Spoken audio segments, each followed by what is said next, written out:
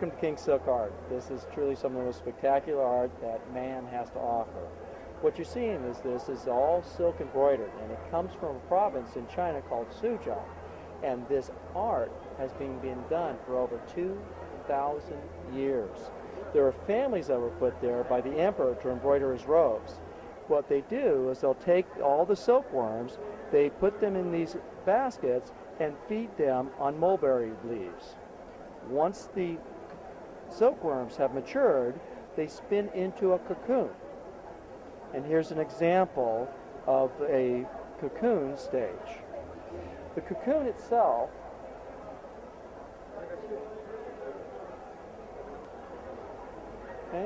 and what they do with this is they'll take a vegetable dye, permeate the silk with the dye. So what you're looking at is an organic to an organic. So the dye becomes a permanent fixture in the silk thread, and so it will never lose its color. They can get about 2,000 feet out of one cocoon of that very, very fine fiber. This is thinner than a human hair. They'll then take this and literally just start stitching it. As part of it, the first thing they'll do is they'll split the thread down to a specific count of the thread itself. The thread starts with a total of 16 strands.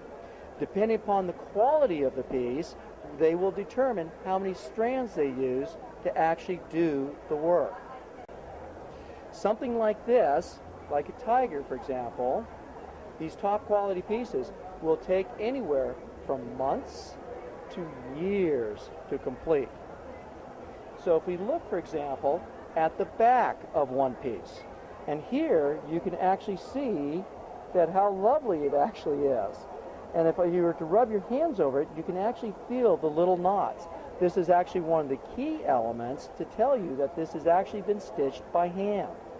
So in fact, if we turn it over, and there's the front.